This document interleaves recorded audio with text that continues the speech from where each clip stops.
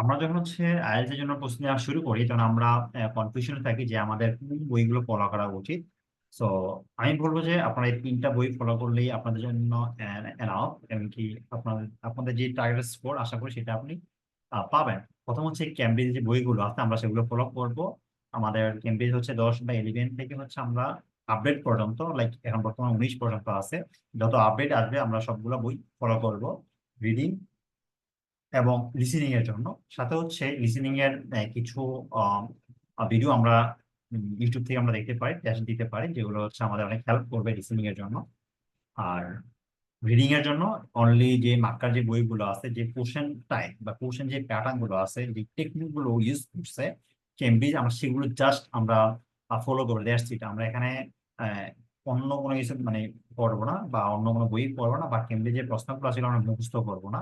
আমরা just technique গুলো কিভাবে ইউজ করছে সেটা আমরা বোঝার ট্রাই করবো, বিকজ কেমব্রিজ যেভাবে লিখছে বা যেভাবে দেওয়া আছে আমরা হচ্ছে সেম স্ট্যান্ডার্ডে আমরা রিয়েল এক্সামে পাবো। ইভেন মাঝামাঝি কেমব্রিজ থেকে একটু হার্ড পাবেন বা একটু ইজি পাবেন। আর কেমব্রিজ সবগুলো বই তো আবার ইজি না, বা সবগুলো বই আবার হার্ড না। সো এটা এভারেজ একটা পাবেন। যেটুকু দেওয়া আছে আপনি এগুলো যদি সলভ করতে পারেন, টেকনিকগুলো যদি আপনি বুঝতে পারেন, কিছু ট্রিকি কোশ্চেন আছে সেগুলো যদি আপনি বুঝতে পারেন, তাহলে কিন্তু আপনি রিয়েল এক্সামে গিয়ে রিডিং এ ভালো করতে পারবেন। দেন হচ্ছে মার্কার। মার্কার হচ্ছে আমরা স্পিকিং আমরা ফলো করবো। মার্কার হচ্ছে বেস্ট ফর স্পিকিং, বিশেষ করে আমাদের যে টপিক গুলো আছে ওই টপিক গুলো জন্য। ওখানে হচ্ছে লাইক অ্যারাউন্ড 90টার মতো অ্যারাউন্ড এরকম পাবেন। মার্কারের মধ্যে যে আপডেট ফাইলটা আছে, পিডিএফটা আছে ওইটার মধ্যে। তো আপনারা যে 90টা কিউ কার্ড পড়েন, এই 90টা কিউ কার্ড 90টা না, ওখানে মনে করেন যে আমরা 5টা বা 6টা, যেমন হচ্ছে আমাদের এই যে স্পিকিং কোর্সের মধ্যে আমরা হচ্ছে এগুলোকে 6টা ভাগে ভাগ করে ফেলছি। যে এই কোর্সের মধ্যে হচ্ছে আমরা 6টা ভাগ করে ফেলছি। আপনারা হচ্ছে এই যে যে 90টা আছে, 90টা কিউ কার্ড আপনারা হচ্ছে ছয়টা পেয়ে যান আমাদের এই পেইড কোর্সের মধ্যে। সো সেম ভাবে আপনারা হচ্ছে আমাদের এখানে কিছু আইডিয়া পাবেন এই কোর্সের মধ্যেও। সো আপনাকে এই কন্টেন্ট গুলো, যেমন এই কিউকার্ড গুলো আপনাকে বাদ করে নিতে হবে, যেমন পার্সন বা হচ্ছে ইভেন্ট বা হচ্ছে প্লেস, এই টাইপের করে।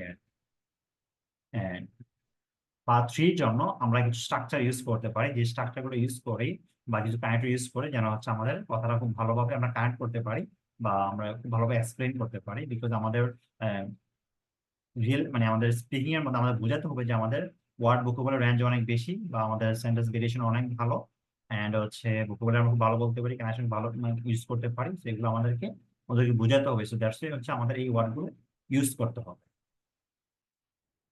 দেন হচ্ছে মিসেলের যে বইগুলো আছে, বইটা আছে বিশেষ করে রাইটিং টাস্ক 2 এর জন্য, আমরা হচ্ছে মিসেলের যে স্ট্যান্ডার্ড যে বইটা আছে ওইটা আমরা ফলো করতে পারি।